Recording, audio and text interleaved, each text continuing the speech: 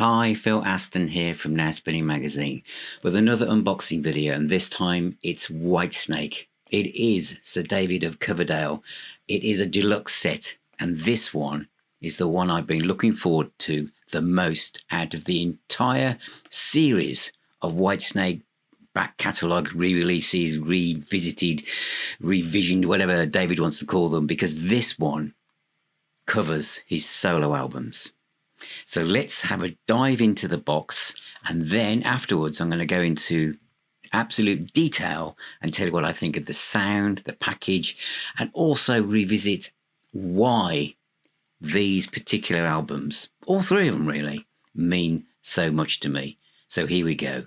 So this is Whitesnake Into the Light. A 6 CD deluxe set includes remixes, 2024 remix of David Coverdale's 3 solo albums. And it's gone under the banner of Whitesnake, which includes Into the Light, NorthWinds, and also Whitesnake, the first one, 1977. So they've had to give it like a different name with Roman numerals to make sense of actually calling it part of the Whitesnake canon.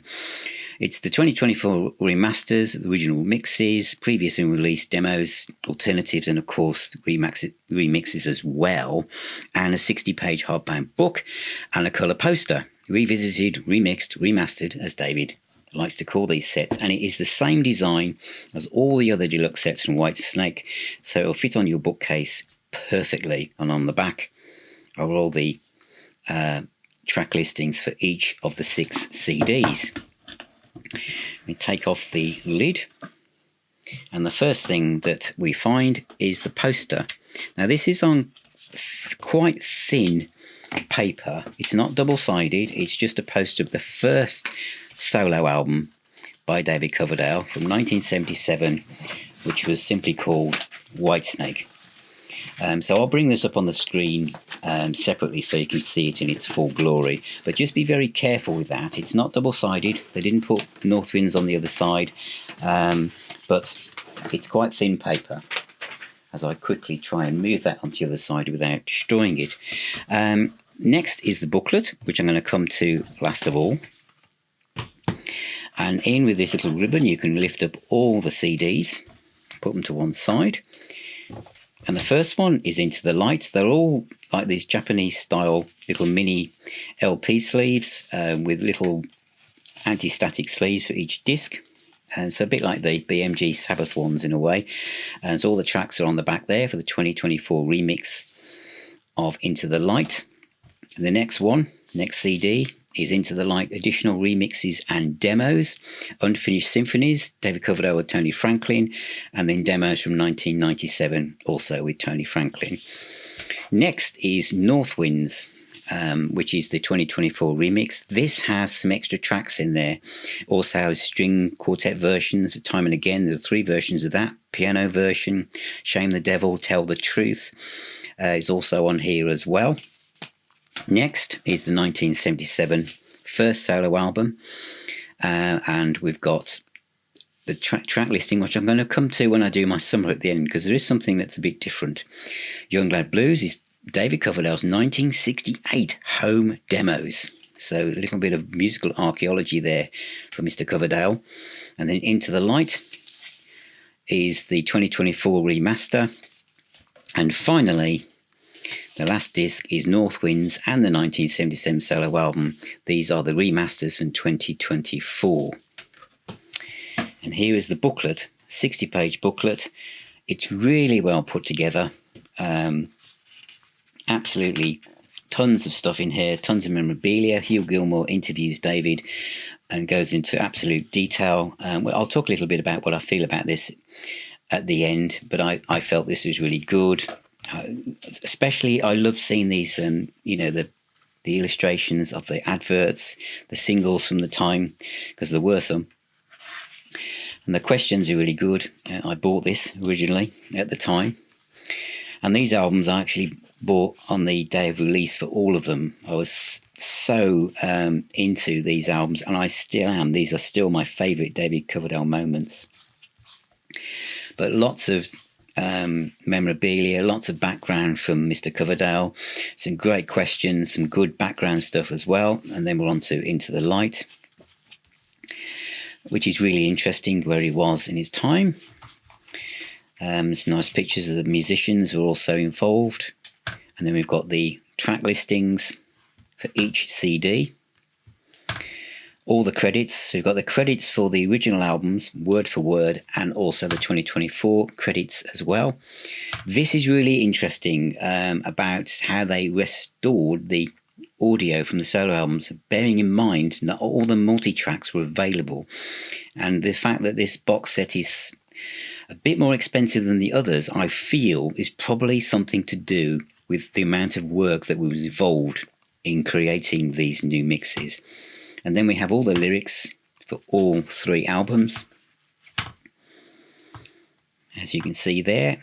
And then finally pictures from the inner sleeve from the last album, Into the Light. And that is Whitesnake Into the Light, the solo albums, remastered, revisited and remixed. And now I'll tell you what my thoughts are on the sound. So that is a look inside this box, Into the Light by Whitesnake. Or should it be David Coverdale, as they are technically David Coverdale solo albums. However, we have to respect the creator of this art.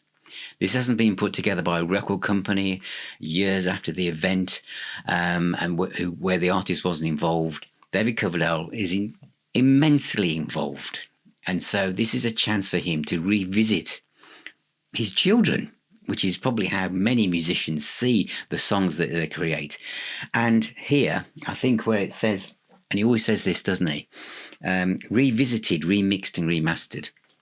I think the revisited word is a key word in what I'm about to say. Right. These albums, to me, are David Coverdale's finest moments. I'm just going to move that out of the way just momentarily, because I bought these albums when they were released. Going to Virgin Records, this is the one with a textured sleeve. And when you went through the booklet, you might have noticed that the inner sleeve was missing with these pictures. It's not an oversight. These pictures were taken when David was in Deep Purple, because he didn't play live with this album. So they're kind of not relevant as such. And it's on the purple label. So I bought that at the time and immediately fell in love with it, especially songs like Blindman, which, gosh, if push comes to shove, Blindman is probably my favourite David Coverdale performance outside of Purple.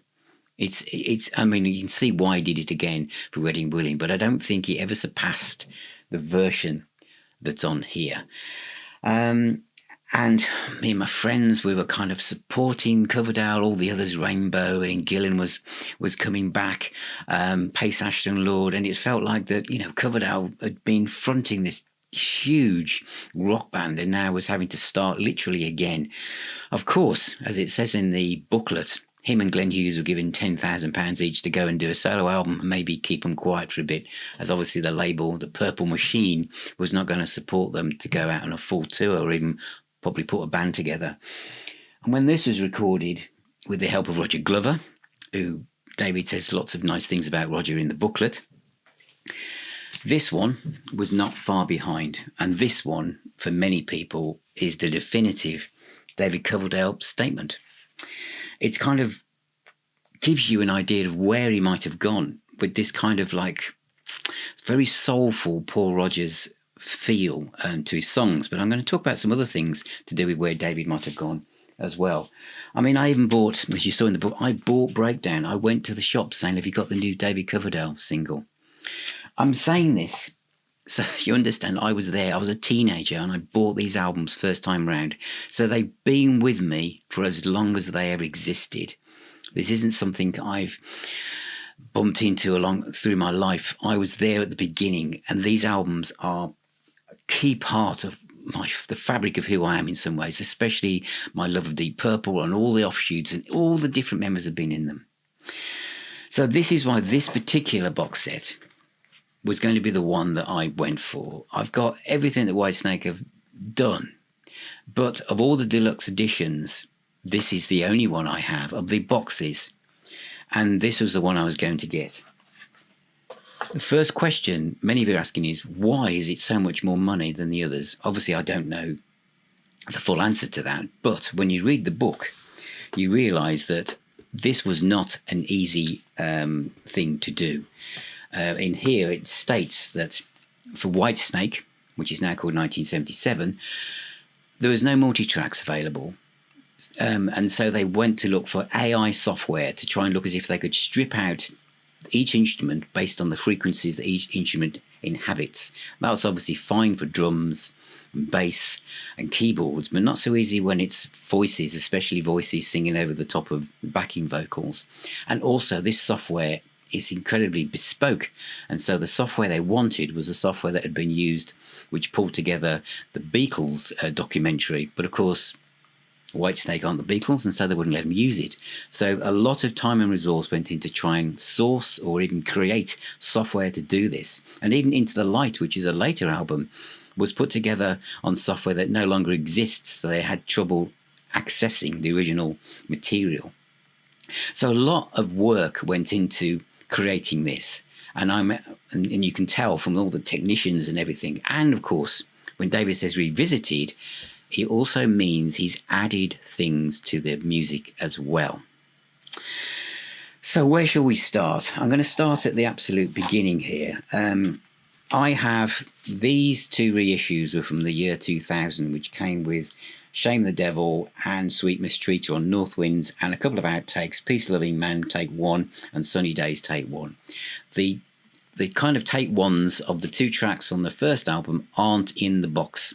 So if you've already got this, that might be a reason why you don't retire it. However, the sound on those has been far surpassed. And the other thing I want to say, because this is really important, I may have had these original on vinyl, but especially the first one always sounded muddy. I remember hearing Celebration on the BMRB radio show when I used to come home from work, and it sounded muddy on the radio. And when I bought it, the production was it wasn't as good as it could have been. Roger Glover did a good job, but Martin Birch may have done a different take on it, if that's the best thing to say. So I'm going to start from the reverse order. This disc 6, is the remastered versions of Whitesnake, the first solo album by David Coverdale, now called 1977, and NorthWinds. So this is exactly as the vinyl, but it isn't. And it's not the same as the remaster either, because I think this is quite strange, quite peculiar in a way, is that on the original vinyl, the last track on side 1 is the track Whitesnake, and then on side 2 is Time on My Side. Two great rock tracks, kind of ending and starting the album. On the remastered CD, Whitesnake has been moved to the last but one track. So track 4 is Time on My Side. So that would mean, in old-fashioned language, the vinyl album ends on Time on My Side and then opens up with Peace Loving Man, which is really strange. But Whitesnake, being the last but one track, it either feels like it should have been moved a bit further to be the last track on the CD, to end on a rock song, the way it fades in and goes out again. But it's the last but one, and Celebration still closes the album. But why Whitesnake, the track, has moved from its original place as track 4, who knows? It doesn't mention that in the book, but obviously the sequence, so I'm saying this because other things I'm going to mention will illustrate quite dramatic changes, but this, as David says, for the remixes, if you want to listen to everything as it was, then listen to just the remastered 2024 remastered versions. Although, as I've just said, the sequencing is not the same on that. Right, that's that one. Next is Into the Light, which is the 2024 remaster. Sounds great. It always did, but I would say it has the edge on that. Next, Whitesnake 1977, because it's called the Roman numerals at the bottom. This is a 2024 remix. This is considering what they had to do and how they had to literally use AI software to take out each instrument and then take each one of those as a separate stem file and create a multi-track to pull this together is incredible. But you will notice it's more subtle on this album than it is on NorthWinds, that things are different. Some of the vocal phrasing that you might have grown up with, and Hole in the Sky, for instance, the way he kind of does those sighs at the end, they're not there. So it's either a different vocal take or it's just been changed. Also, as it says in the booklet, which I'm just going to try and make sure I say the right thing here, overdubs, remix and audio restoration. Overdubs.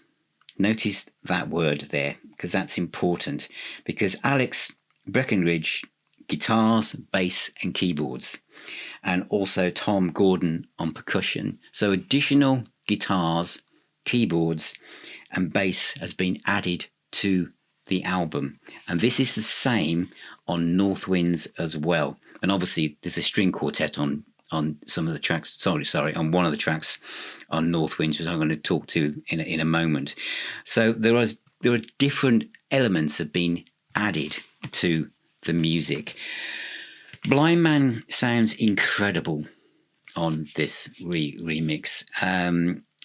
It's all crystal clear. It's all punchy and alive, and it could be released now. So it is the best sounding version of this album you can hear.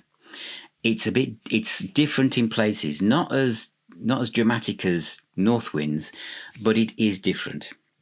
The other, and as David says, if you want to listen to the original in a different sequence perhaps, then just listen to the remaster, which equally is the best version of this album.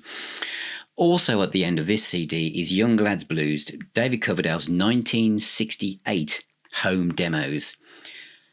These are amazing. I think I tried to calculate, he must have been about 18, but he says he's about 16, 17 years of age. And here, this is 1968. He sounds like he could have had a career that kind of mirrored Nick Drake or John Martin. He has that kind of quality to his voice.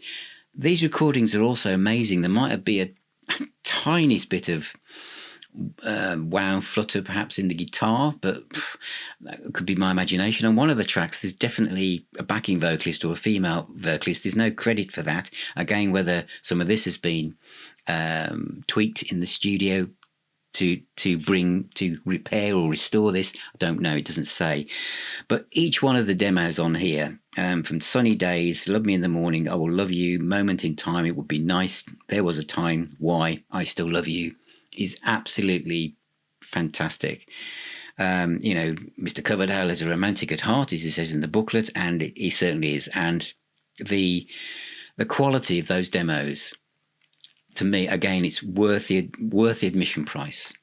It's an expensive set, but for me, this period of David Coverdale's career and these albums, I was going to get this no matter what. Next is NorthWinds. Now, this obviously has a different sequence to the original album because there are extra tracks sitting in it. Sweet Mistreater comes in second place, so it's not put on as a bonus track. It comes in as the second position. Then it's NorthWinds, Gimme Kindness, Queen of Hearts, Only My Soul. Then Time and Again is with a string quartet, so very different to the one you know with the Rhodes piano on. And then after that is Say You Love Me, and then Shame the Devil, which was a bonus track on the 2000 release, but here it also had a new title, Shame the Devil, Tell the Truth, Breakdown, and then there are two versions of Time Again, which are instrumental versions, which is a piano version and just the string quartet playing the tune on its own. Now, the versions here they're more different. So where there's been guitar overdubs, they're more obvious here. Obviously, Shame the Devil and Tell the Truth has been reworked. It sounds like a modern rock song.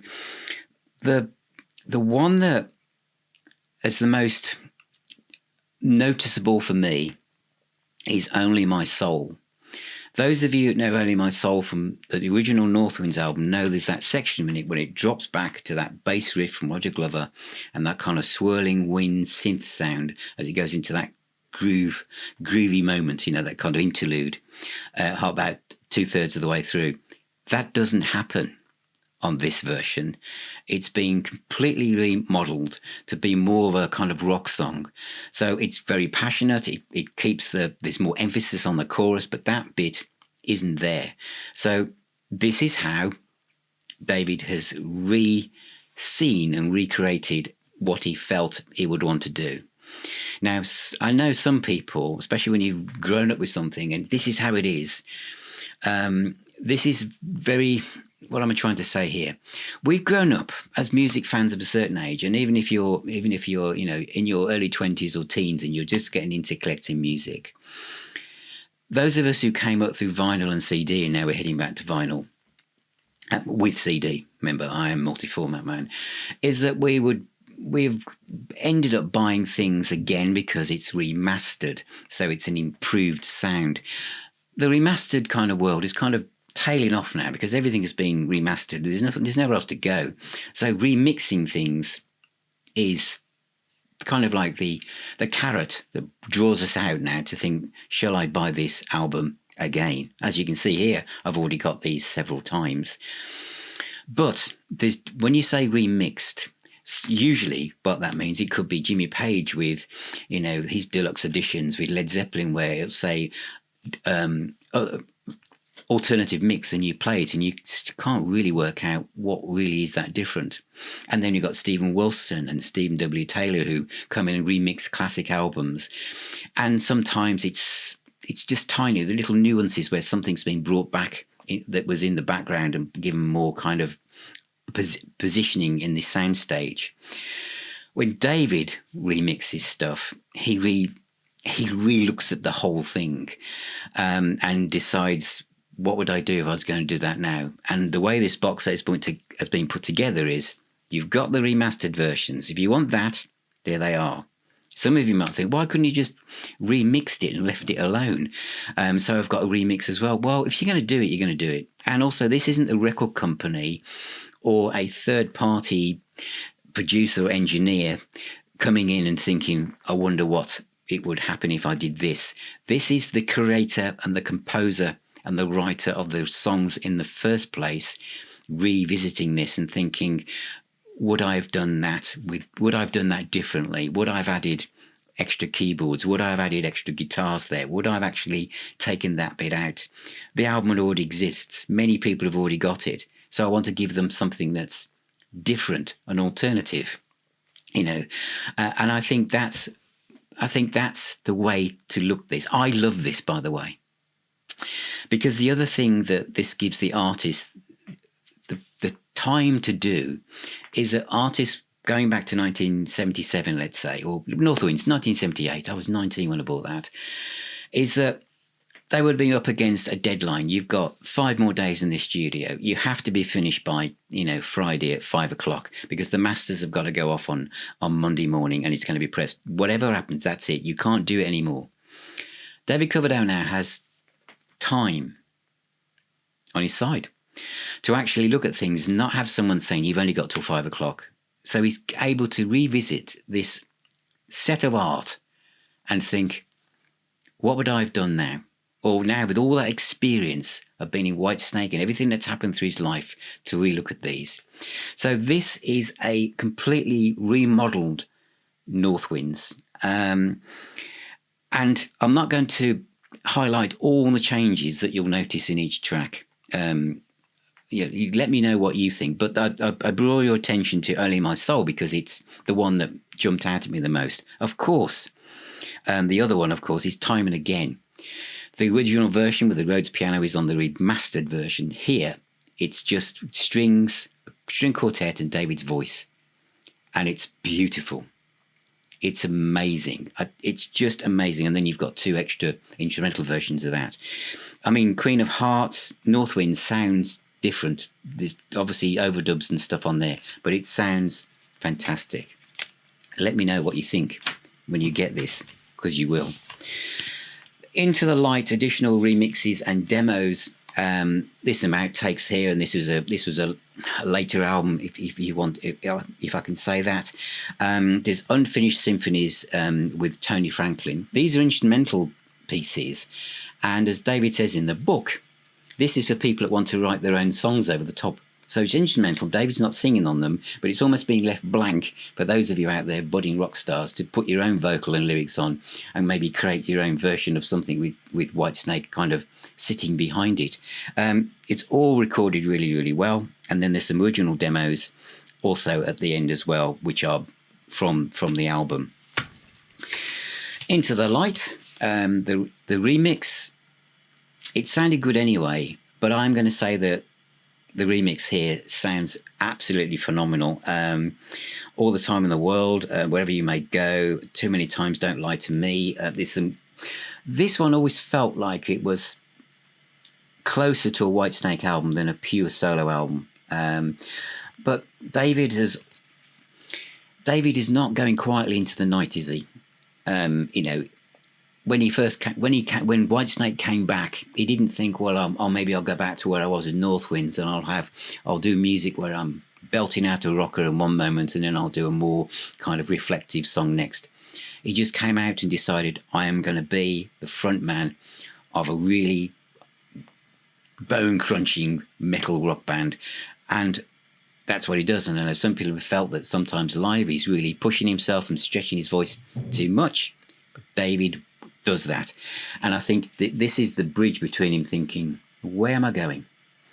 Do I want to kind of like tone it down, or do I want to turn everything up to 11? And I think Into the Light was the bridge between those two worlds, but it fits in with these other two albums because it is obviously a David Coverdale album. And it's interesting for me personally, Whitesnake, NorthWinds, and this one, Into the Light, are my favourite David Coverdale albums outside of Purple. So that is all 6 discs in Into the Light by Whitesnake. What can I say? To sum up, I feel it's fantastic. It's one of my favourite box sets reissues of 2024. It's very easy to get caught up with something and feel that you know it so well that it's perfect as it is, that you're interested and you're curious to hear what can be done with it, but you don't really want it to be tampered with. This might sound another one of my mad and kind of analogies here, but my favourite curry dish is chicken jalfrezi, and I always go to the same restaurant and always have the same dish. And it's one of those things, I always have it because I know it's going to be great. And if I go somewhere else, I always have the same dish. But obviously each chef does it slightly differently. And it's kind of like, I'm only going to go to that one restaurant because I just want that one. And then you go somewhere else and think, that's not bad, is it? Actually, I never thought of that. It's got a different ingredient. Bear with me. The remixes are like that.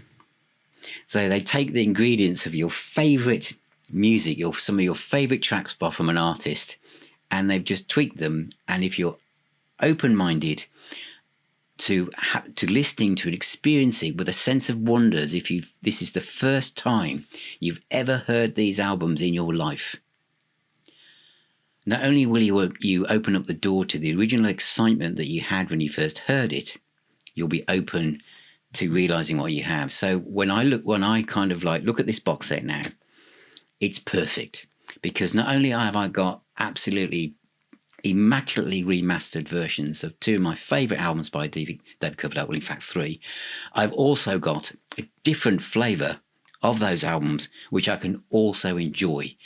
And so this isn't any way supposed to anything replacing anything. This is expanding the David Coverdale solo album universe, so it's wider and has more depth, and there's more things to explore.